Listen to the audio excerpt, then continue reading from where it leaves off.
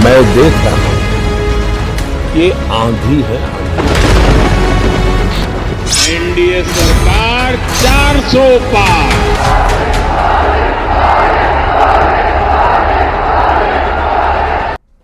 तो लोकसभा चुनाव के संपन्न होने के बाद अब सबकी नजरें रिजल्ट पर टिकी हुई हैं, लेकिन उससे पहले आए एग्जिट पोल ने एनडीए खेमे को काफी उत्साहित कर दिया है और न्यूज 18 का मेगा एग्जिट पोल भी पीएम मोदी को तीसरी बार सरकार बनाने का दावा कर रहा है। न्यूज 18 पोल हब के आंकड़े सामने आ चुके हैं और एनडीए को 355 से 370 सीट मिलने का अनुमान जताया जा रहा है। तो बीजेपी को अकेले 305 से 315 सीटें मिल सकती हैं। कांग्रेस की बात कर लीजिए, 62 से 72 सीट मिलने का अनुमान है। तो इंडिया अलायंस को 125 से 140 सीट मिलने का अनुमान जताया जा रहा है।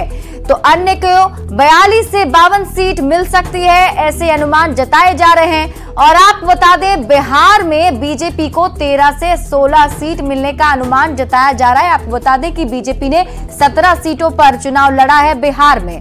और इसके साथ ही हम एक एक करके आंकड़ा आपको बताएंगे, लेकिन सबसे पहले बात ओवरऑल की कर लेते हैं। पूरे देश में मोदी सरकार की वापसी होने जा रही है, एनडीए सरकार फिर से बनने जा रही है, क्योंकि जो एग्जिट पोल सामने आए हैं उसमें जो आंकड़े हैं वो यही दावा कर रहे हैं। बताया जा रहा है कि एनडीए अलायंस को करीब करीब 355 से 370 सीटें मिल सकती हैं और ऐसे में एनडीए की सरकार फिर से बनती हुई देश भर में दिखाई दे रही है। और इसी एग्जिट पोल से जहां एक तरफ एनडीए का खेमा काफी खुश है, तो वहीं इंडिया अलायंस के अपने दावे हैं। अब बात हम बिहार की कर लेते हैं। बिहार में 40 लोकसभा की सीटें हैं, जिसे बताया जा रहा है कि बीजेपी को 13 से 16 सीट मिलने का अनुमान है। तो एनडीए को बिहार में 31 से 34 सीट मिल सकती है। आपको पता है कि इंडिया अलायंस में 5 जो घटक दल है वो शामिल हैं। बात हम इंडिया अलायंस की कर लेते हैं तो 6 से 9 सीट मिलने का अनुमान जताया जा रहा है। ये बिहार की स्थिति बता रहे हैं हम आपको। झारखंड के लिए चलते हैं आपको। झारखंड में भी 12 लोकसभा की सीटों पर अनुमान सामने आ चुके हैं और बताया जा रहा है उसके मुताबिक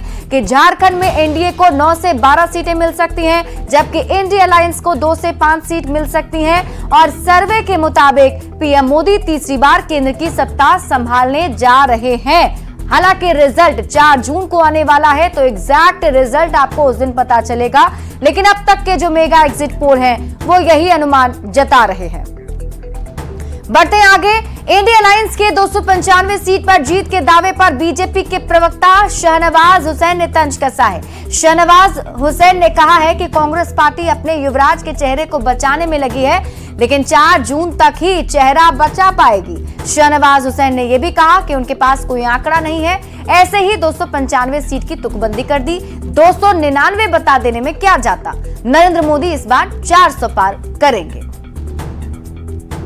कांग्रेस पार्टी अपने युवराज की फेस सेविंग में लगी है।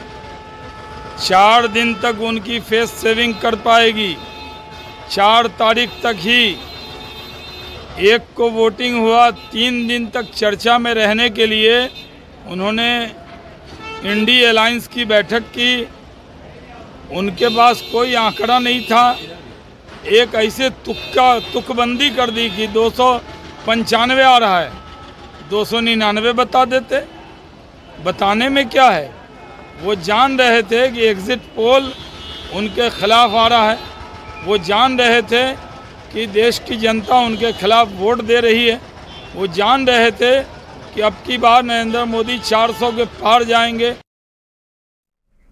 तो बेगूसराय से बीजेपी के उम्मीदवार गिरिराज सिंह ने विपक्ष पर निशाना साधते हुए कहा है कि 4 तारीख को सब कुछ साफ हो जाएगा और विपक्ष की सारी खटाखट और फटाफट धरी की धरी रह जाएगी। साथ ही एनडीए की जीत का दावा करते हुए कहा कि आज सभी एजेंसियों ने एनडीए गठबंधन को 400 के आसपास की बढ़त बताई है और यह सिर्फ मोदी की गारंटी का ही परिणाम। दिनकर ने जो खटाखट पटापट को खटाखट भेज दिया।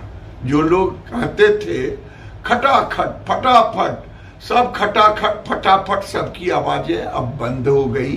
जो कहते थे मैं लिख रहा हूं मोदी नहीं रहेंगे 4 तारीख को, मोदी से नफरत, देश के विकास को नकारना, देश की विश्वसनीयता को नकारना, ये दिखाता है।